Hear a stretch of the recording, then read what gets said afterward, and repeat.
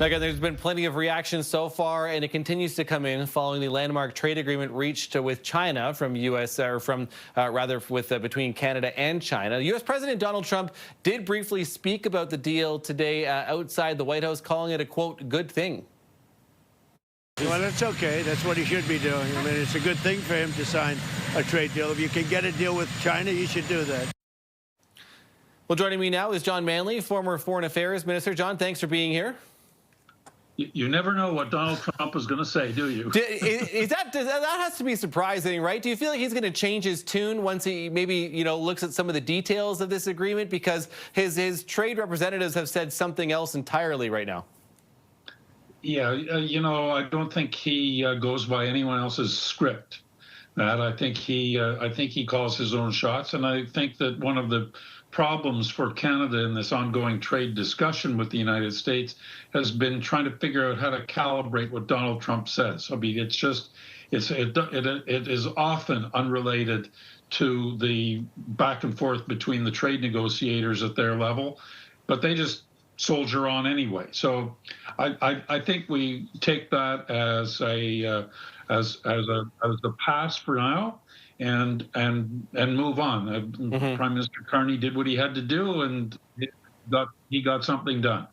I want to get your reaction to the deal itself, too, John. You've been in these positions, you've been in these high-level talks with other countries, and maybe not necessarily a position like this, but give me your reaction where, the Prime Minister is trying to balance everything. Not everyone is going to be happy with this deal across the country, clearly, but do you believe that, that he is on the right path with having some of the canola, getting some of the relief for the canola farmers while allowing that certain small number of EVs into Canada? Well, I think there are a couple of things happening simultaneously here, Matt. First of all, his overriding objective is diversification of our trade. He wants to increase our trade, our non-U.S. trade, significantly over the next number of years. And, if you're going to do that on planet Earth, you're going to have to trade with China. That's inevitable. I mean, if we could send things to Mars, maybe we'd have an option. But China is, after the United States, the largest economy on the planet, and we have to do that. Likewise with India, which is growing rapidly and it hasn't come close to overtaking China, but it's very, very important.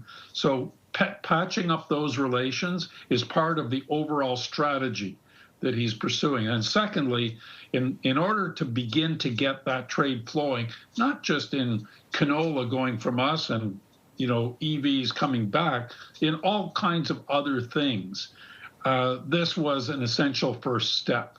And then I guess the final thing is he's looking at how he balances some of the pressures that are increasingly growing in the Federation, especially now in Western Canada, where we face the prospect of a possible separation referendum as early as later this year, and where the grievances have been building up, not just in Alberta, but also across the prairies in Saskatchewan. So I think he's looking at all of those and saying, yeah, I can't make everybody happy, as you say, but I got to make some of the people happy some of the time and other people happy other times. Yeah, which is certainly, I think, understandable, at least at this point. The auto sector in particular, John, too, as well, concerned about, about that part. Ontario Premier Doug Ford has certainly said that this is, detrimental and is not a fan of this deal as a result of that. But any thoughts?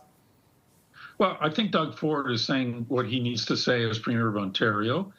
But I don't think he thinks that we should be shut out of China in transferring soybeans and some of the seafood products that were also given a better break today. So I think he's doing what he needs to do. But I think when you go into the details of the deal, this is probably manageable. First of all, it only applies to a small number of vehicles relative to the total Canadian market.